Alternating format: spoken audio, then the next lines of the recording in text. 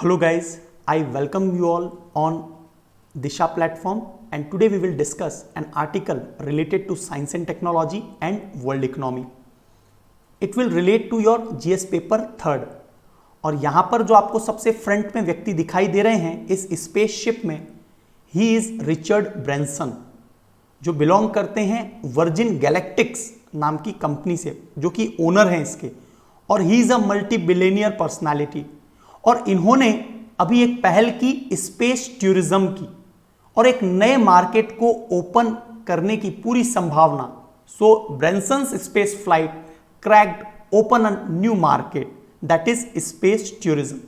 और इसके बाद इनके पद चिन्हों को फॉलो करते हुए जेफ बेजोफ भी स्पेस में गए अपने न्यू शेफर्ड नाम के स्पेस शटल की मदद से।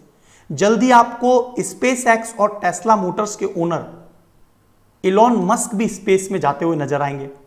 और इन सब के बाद में जो बिलियनियर्स हैं वो सभी यहां पर अपना नाम स्वर्णिम अक्षर में लिखवाएंगे कि वो भी स्पेस में गए और उन्होंने जीरो ग्रेविटी को फील किया। तो ये अपने आप में एक नया दौर शुरू हो गया है। लेकिन यहां पर डिबेट का इश्यू तब आया जब इनकी जो फ्लाइट है, जो कि इस प्रकार के स्पेसशिप में ये गए रिचर्ड ब्रैंसन, और इस प्रकार से इन्होंने ग्रेविटी लेस, वेटलेसनेस महसूस किया। यहां पर मैं आपको कुछ फैक्चुअल पॉइंट्स भी ऐड करना चाहता हूं। That is she is Sirisha Bandla, और ये इंडियन ओरिजिन है। अब तक भारत की 3 महिलाएं स्पेस में जा चुकी हैं, जिनमें एक है कल्पना चावला, फिर है सुनीता विलियम्स, और उसके बाद है शिरीषा बंडला। तो ये 3 नाम अब रिकॉर्ड हो गए हैं इंडिया की तरफ से फ्रॉम फीमेल साइड। लेकिन यदि आपको प्रश्न यह पूछा जाता है कि इंडियन बॉर्न का मतलब जो भारत में जन्मी है, तो ये भी भारत में ही जन्मी है। तो इस प्रकार से ये सेकंड लेडी हैं। ठीक है, कल्पना चावला का जन्म भारत में हुआ और शिरीषा बंडला का जन्म भारत में हुआ। ओवरऑल ये 3rd फीमेल है। और ये ग्रेविटीलेसनेस आपको एकदम क्लियर हो गई होगी बात। डिबेट क्या है? डिबेट ये है कि रिचर्ड ब्रैंसन केवल 85 किलोमीटर गए, 4 मिनट तक स्पेस में रहे और फिर से ये स्पेसशिप नीचे आ गया। तो एक डिबेट का प्रश्न ये कि वाकई में क्या वो स्पेस में गए, क्योंकि स्पेस का जो डेफिनेशन है वो अलग अलग एजेंसी ने अलग अलग दिया है, जिसमें जो सबसे ज्यादा कॉमन सर्वमान्य मत है, द कंसेंसस इज ऑन, कि जो कार्मन लाइन है, जिसको हम लोग अभी इमेज में देखेंगे, कार्मन लाइन जो कि पृथ्वी की मीन सी लेवल से 100 किलोमीटर होती है, उसको यदि कोई क्रॉस करता है, क्योंकि वो लाइन के बाद मतलब 100 किलोमीटर से ऊपर, from the mean sea line about 100 kilometre, that line is called, that about this line will be space, उससे ऊपर स्पेस होगा। तो क्या वाकई में उन्होंने स्पेस को क्लियर किया है? और इसके बाद जेफ बेजोफ ने एक नया क्लेम किया कि हम तो कार्मन लाइन से भी बाहर तक जाएंगे, मतलब कि 100 किलोमीटर बाहर जाएंगे, और हमने एक्चुअल में ये कर दिखाया। तो इस प्रकार की कंट्रोवर्सी तो आती ही है, क्योंकि इन्हें अपना मार्केट को फ्लरिश करना है।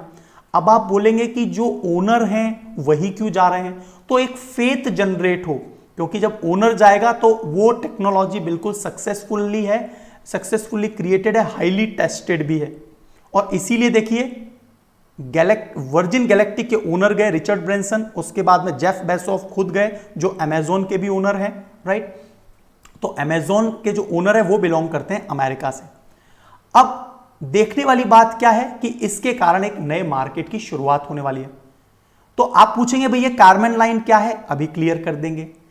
कार्मेन लाइन, जो ये कार्मेन वर्ड आया है, ये बिलोंग करता है थियोडोर कार्मन से, जो कि हंगरियन फिजिसिस्ट थे, और उनके नाम पर ये कार्मेन लाइन जो है टर्म दी गई है। अपने आप में जो बिजनेस मॉडल है वर्जिन गैलेक्टिक का, उसमें जो ब्रैंसन है वो कोई किसी कॉम्पिटेंसीज पर काम नहीं करते हैं। वो तो बोलते हैं कि डाइवर्स मार्केट, अलग अलग मार्केट, जैसे एक मार्केट इनका स्पेस का हो गया, तो अलग अलग मार्केट में कुछ यूनिक काम कर दीजिए, ये इनका बेसिकली बिजनेस मॉडल है। तो हर व्यक्ति जो है, जैसे इलॉन मस्क का अपना एक पर्सनल ऑरा है, उसी प्रकार इनका अपना एक डाइवर्स मार्केट में इनका पूरा चरमोत्कर्ष पर ये पहुंचे हैं और देखिए स्पेस में इन्होंने पहला कदम रख दिया। तो यहां पर 4 मिनट्स तक इन्होंने वेटलेसनेस महसूस किया। और ये किस स्पेस शटल का नाम क्या है? इनकी स्पेस शटल का नाम है VSS unity, virgin spaceship unity. और जो सीट्स हैं जिसमें 4 पैसेंजर जा सकते हैं, पर सीट $250,000 ये कॉस्ट आएगी एंड बिलियनियर कैन इजीली पे दिस। सो ये तो पहला पॉइंट हुआ, लेकिन वो जस्ट 85 किलोमीटर पर ही जा पाए। तो इसे हम लोग हाई एल्टीट्यूड फ्लाइट कह सकते हैं। वी कैन नॉट से दिस अ स्पेस फ्लाइट। ऐसा क्यों बोला गया? क्योंकि कार्बन लाइन उसका मतलब ये होता है 100 किलोमीटर यदि क्रॉस करते हैं तो उन्हें कंसीडर किया जाएगा कि वाकई में वो स्पेस में गए। तो जेफ बेजोफ जो हैं उन्होंने ये बोला है कि हम लोग कार्बन लाइन को भी क्रॉस करेंगे और एक्चुअल एयरलेस हम लोग प्रूफ करेंगे। और इन्होंने भी 20 जुलाई को ये कर दिखाया अपने स्पेस शिप जिसका नाम है, स्पेस शटल जिसका नाम है न्यू शेफर्ड। तो आपको ये बात क्लियर हो गई कि ये जो 85 किलोमीटर से 15 किलोमीटर बियॉन्ड है जिसे हम लोग मानते हैं कि वो स्पेस है। वैसे मैं आपको बता दिया है ऑलरेडी कि स्पेस की डेफिनेशन अलग अलग एजेंसीज जैसे यूएस एयरफोर्स की अलग डेफिनेशन है, नासा की अलग डेफिनेशन है, लेकिन कार्बन लाइन को सबसे ज्यादा सर्वसहमति से माना जाता है। तो ये 3 शख्सियत आपको क्लियर है। ही इज इलॉन मस्क जिनके बारे में बात कर रहा हूं, स्पेस एक्स से रिलेट करते हैं, जेफ बेजोफ अमेजॉन और ब्लू ओरिजिन जो इनकी स्पेस की कंपनी है, और रिचर्ड ब्रैंसन। और यहां पर देखिए जेफ बेजोफ इनका न्यू शेफर्ड और यहां पर इस प्रकार से VSS यूनिटी। तो इनके 2 पायलट गए, 4 पैसेंजर। और इनका जो है ये पूरी तरह से एक प्लेन के तौर पे था, प्लेन जिस प्रकार होता है, लेकिन इनका जो ब्लू ओरिजिन न्यू शेफर्ड है वो एक क्रायोजेनिक इंजन बेस्ड सिस्टम था। क्रायोजेनिक का मतलब क्या होता है? निम्न ताप पर हाइड्रोजन H2 जिसे -253 डिग्री सेंटीग्रेड पर लिक्विफाइड तरलीकृत किया जाता है, और ऑक्सीजन जो कि ऑक्सीडाइजर का काम करेगा, इसको दहन बर्निंग करने में मदद करेगा। तो ये तो हो गया फ्यूल और ये हो गया ऑक्सीडाइजर। इसे -183 डिग्री सेंटीग्रेड पर लिक्विफाइड रखा जाता है और ये क्रायोजेनिक इंजन होते हैं। गौरतलब की बात यह है, सबसे इंपॉर्टेंट बात यह है कि इंडिया के पास भी अपनी क्रायोजेनिक टेक्नोलॉजी है जो कि हम लोग किस में यूज करते हैं? GSLV, जियो सिंक्रोनस लॉन्च व्हीकल, राइट? जियो सिंक्रोनस लॉन्च व्हीकल में हम लोग यूज करते हैं। तो अब बिलियनियर्स स्पेस में जा रहे हैं। आपको ये सारे पॉइंट्स क्लियर हो गए हैं। कार्बन लाइन के बारे में मैं ऑलरेडी बता चुका हूं कि माइल्स में बात करें तो 62 माइल्स, किलोमीटर्स में बात करें तो 100 किलोमीटर्स, और इसके बाहर होता है ऑरोरा ऑस्ट्रेलिस, ऑरोरा बोर्जियोलिस। तो ये आपने जरूर सुना होगा, तो इसके बारे में भी हम लोग डिटेल में बात करते हैं अभी। तो यहां पर आपको ये चीज क्लियर हो गई, ट्रोपोस्फेयर सबसे नीचे होता है जो कि अपने आप में क्या है? वायुमंडल, एटमॉस्फेयर का हिस्सा है। इसके बाद में स्ट्रेटोस्फेयर, फिर मीजोस्फेयर, कार्बन लाइन ये 100 किलोमीटर, और थर्मोस्फेयर। और ये हमारा जो इंटरनेशनल स्पेस स्टेशन है। इंटरनेशनल स्पेस स्टेशन भी क्यों लगाया गया है? ग्रेविटी का इंपैक्ट ह्यूमन और हमारी जितनी भी इकोलॉजी उस पर क्या होगा, क्योंकि आने वाले समय में हम लोग जब स्पेस शटल की मदद से एक ट्रैवल कर रहे होंगे स्पेस में, one planet to another planet, तो हम लोग ग्रेविटी लेसनेस महसूस करेंगे। तो what impact will be on human body, इसीलिए इंटरनेशनल स्पेस स्टेशन लगाया गया है और बहुत सारे रिसर्च वहां पर लगातार चल रहे हैं। ठीक है, इसी प्रकार से चाइना ने भी अपना एक स्पेस स्टेशन लगा दिया। 2022 में वो फुल्ली ऑपरेटिंग मोड में चला जाएगा। Is it clear? तो यहां पर देख लीजिए माउंट एवरेस्ट जो कि 8,800 किलोमीटर के करीब है, 8,800 मीटर के करीब है। इसके बाद में ट्रोपोस्फियर जिसको हम लोग हिंदी में शोभ मंडल कहते हैं, और यहां पर जो स्ट्रेटोस्फियर है लगभग 16 किलोमीटर 15 किलोमीटर इस ऊंचाई पर उड़ते हैं प्लेन स्ट्रेटोस्फियर में बेसिकली। उसके बाद में वेदर बैलून ये समताप मंडल में, फिर मीजोस्फियर में यहां पर आयंस होते हैं और इसीलिए मीटियर्स दिखाई देते हैं, और यहां पर कार्बन लाइन है और इंटरनेशनल स्पेस स्टेशन लगभग ये 270 किलोमीटर पर है, 270 किलोमीटर यदि मैं एग्जैक्टली बात करूं तो। ठीक है, 204 से लेकर 270 किलोमीटर में ये हमारे लगातार चक्कर लगा रहा है। लगभग it is around 28,000 kilometre per hour की स्पीड से जो है अर्थ को रोटेट कर रहा है इंटरनेशनल स्पेस स्टेशन। और फाइनली फिर एक्सोस्फीयर है, राइट। तो ये तो हो गया कारमैन लाइन की बात पूरी।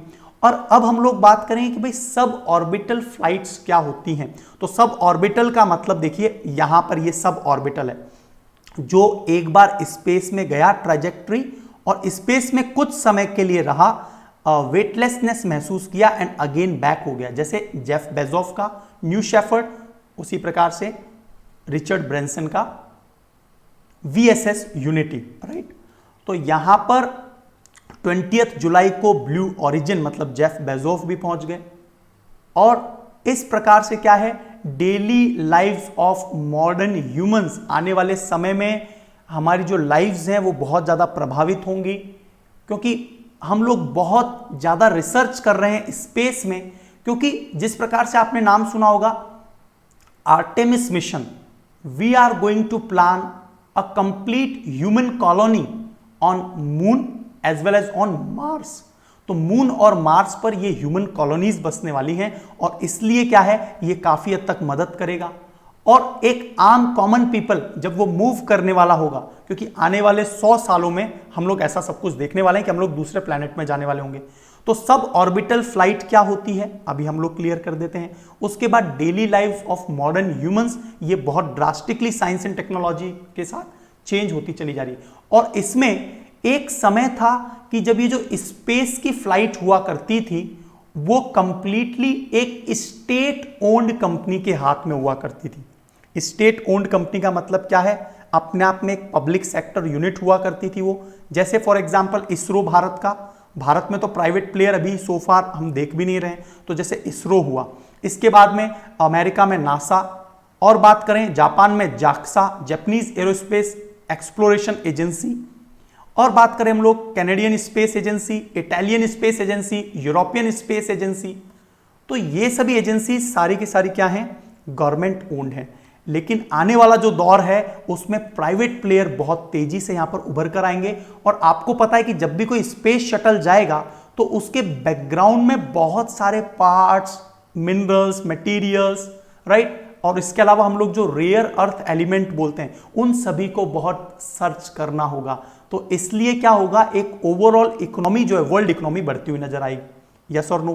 तो इस प्रकार से डेली लाइफ मॉडर्न ह्यूमन जो है उसकी प्रभावित भी होने वाली, ठीक है। तो स्टेट डोमिनेटेड सेक्टर से अब ये जो है पूरी तरह से प्राइवेट कंपनीज जो हैं अपना रोल प्ले कर रही हैं। अब आप देख लीजिए सिंगल हैंडेडली स्पेस एक्स के जो ओनर है, टेस्ला कंपनी के जो ओनर है इलॉन मस्क, वो बहुत तेजी से स्पेस में अपनी जगह बनाते जा रहे हैं। आर्टेमिस मिशन भी उन्हीं का सपना है, स्पेस में कॉलोनीज बसाने का भी सपना उन्हीं का है, ठीक है। तो ये सब लोग हम होता हुआ देखेंगे। तो सबसे पहले बात क्या है, सब ऑर्बिटल फ्लाइट जो लगभग 100 किलोमीटर, तो डिबेट का प्रश्न आपको क्लियर हो गया है, 100 किलोमीटर होता है।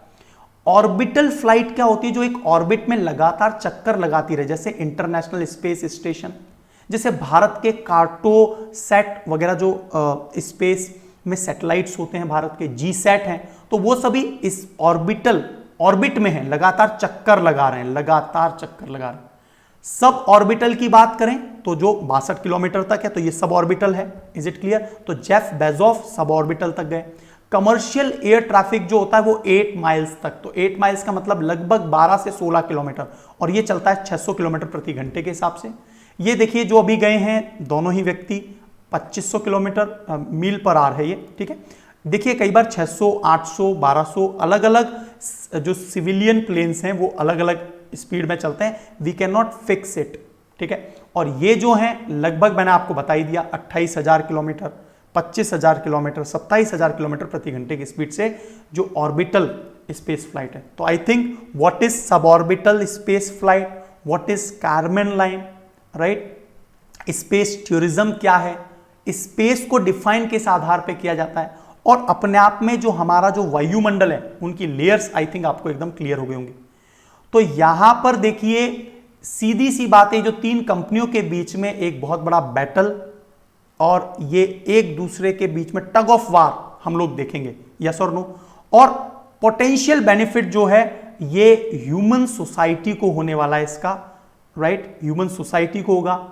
साथ ही साथ हम लोग ये भी देखेंगे कि जब ये इतनी बिग कंपनीज पूरी दुनिया में अपनी प्रेजेंस इमेज पॉलिशिंग के लिए कभी किसी माइनॉरिटी व्यक्ति को या फिर अफ्रीका के किसी ऐसे देश के किसी ऐसे व्यक्ति को जिसके पास कुछ नहीं है उसे भी स्पेस में ले जाती हुई नजर आएगी। और ये सब जब हम लोग देखेंगे we will be attracted towards this company और ऑटोमेटिकली क्या होगा, बिलियनियर्स वहां पर ल्यूक्रेट होंगे और स्पेस फ्लाइट करेंगे। तो स्पेस टूरिज्म हम लोग आने वाले समय में देखने वाले हैं। So what is the summary? Summary ये है कि जो डिजायर है मैनकाइंड की, प्राणी मात्र की, नए विस्टाज, नए नए एरियाज को हम लोग एक्सप्लोर कर रहे हैं और इस प्रकार के जो ताकतवर मार्केट हैं, स्पेस टूरिज्म है, वो वाकई में एक प्रकार की सक्सेस स्टोरी बनेगा और ऐसा बनता हुआ नजर आएगा। तो आने वाले 10 सालों में ये एक बहुत ही नॉर्मल होता हुआ दिखाई देगा। I think technical points, conceptual points और साथ ही साथ में आपके जो जीएस पेपर से रिलेटेड मेंस में क्वेश्चन आते हैं तो इस पर बेस्ड किस प्रकार के क्वेश्चंस आते हैं वो हम लोग डिस्कस कर लेते हैं। तो what type of question can be asked on this type of article? तो पहला क्वेश्चन ये हो सकता है आपसे कि space tourism is much talked about. आजकल स्पेस टूरिज्म बहुत ज्यादा बात की जा रही है, बट अपेरेंटली ऐसा दिखाई दे रहा है, seems to that rich man's plaything, ये पूरी तरह से अमीर व्यक्तियों के लिए ही होगा। एनालाइज कीजिए एंड इंटरप्रेट कीजिए स्टेटमेंट। तो नो डाउट रिच मैन के लिए ही एक प्रकार की प्लेथिंग होगी, लेकिन मैंने आपको कुछ एग्जाम्पल बताया कि भारत के किसी गरीब व्यक्ति को वो लेके गए, तो ऐसा नहीं है। क्या होता क्या है कि 100 में से यदि वो किसी 2 व्यक्ति को ऐसा ले जाएंगे तो एक्चुअल में वो अपने मार्केट को और ज्यादा एनहांस करेंगे। This is the marketing strategy, yes और नो। तो आप लोग अपने पॉइंट्स बताइए, इंटरप्रेट कीजिए, एनालाइज कीजिए। Second question will be speculate the possible future direction that space technology might take। तो आप अनुमान कीजिए कि जो फ्यूचर डायरेक्शन है, क्या संभावना है स्पेस टेक्नोलॉजी में in light of recent development, जो अभी हाल ही में डेवलपमेंट हुए उनमें से एक डेवलपमेंट ये भी है। इसके अलावा चाइना देखिए बहुत तेजी से अपना काम कर ही रहा है ना। आपको चैंग ई मिशन के बारे में पता होगा, चैंग ई मिशन, चैंग ई4, चैंग ई5, जापान जो है अपना काम कर रहा है। इसके अलावा भारत, अल अमल और इवन यहां तक कि यूनाइटेड अरब एमिरेट्स आज की तारीख में स्पेस में आ चुके हैं। तो अपने आप में रीसेंट डेवलपमेंट आप सभी बताने हैं कि किस प्रकार से डेवलपमेंट हो रहा है। आर्टेमिस मिशन के बारे में आप बता सकते हैं, किस प्रकार से कोई भी जो है क्षुद्र ग्रह, मतलब कि एस्ट्रॉइड हो सकता है कभी पृथ्वी पर टकरा जाए। बेन्यू के बारे में आपने नाम सुना होगा, तो उसको किस प्रकार से रोका जाए। अमेरिका ने हैमर मिशन। तो हम लोग अपनी सिक्योरिटी, मानव प्रजाति को बचाने के लिए बहुत सारा काम इस दिशा में कर रहे हैं। तो बहुत सारे पॉइंट्स लिखने, और ये जो स्पेस मैंने मिशंस बताए हैं इन प्राइवेट कंपनीज के, ये वन ऑफ द पार्ट होगा। तो आपको बहुत कुछ पॉइंट्स ऐड करने, आप केवल इसी में कंसाइज होके नहीं आंसर दे सकते। Is it clear? And the third point, what is the role of state agencies in the rapidly evolving space technology sector now. तो स्टेट एजेंसीज का अब क्या रोल रह जाता है? नो डाउट भारत के पर्सपेक्टिव से देखोगे तो अभी प्राइवेट प्लेयर आपको बहुत कम दिखाई देंगे, लेकिन हम लोग इसको ग्लोबल सिनेरियो में आंसर दे सकते हैं कि क्या रोल रहेगा नासा का। तो ऑब्वियस सी बात है कि स्टेट एजेंसी का ज्यादातर काम रेगुलेट होता है। ऐसा ना हो जाए कि ये बहुत ज्यादा कमर्शियलाइज्ड हो जाए चीजें और इसका impact rich and poor divide को बढ़ाने में हो जाए। रिच एंड पुअर डिवाइड, जिससे हम कह सकते हैं एक प्रकार का डिजिटल डिवाइड भी है, ये टेक्नोलॉजिकल डिवाइड है ये अपने आप में, यस और नो। तो आप लोगों को बहुत से पॉइंट्स यहां पर जो है क्रिटिकली एग्जामिन करना है, तो आपको पूरी तरह से इसके एनालिटिकल आंसर देने हैं। तो यहां पर आपको एक डिटेल में इसके बारे में आंसर मुझे बताना है, तो लिख दीजिए इसका आंसर, ठीक है। तो ये 3 क्वेश्चंस आपको that is related to this section. तो आज के लिए इतना ही है दोस्तों, and we will meet in the next lecture. So thank you so much. Jai Hind. God bless you all guys.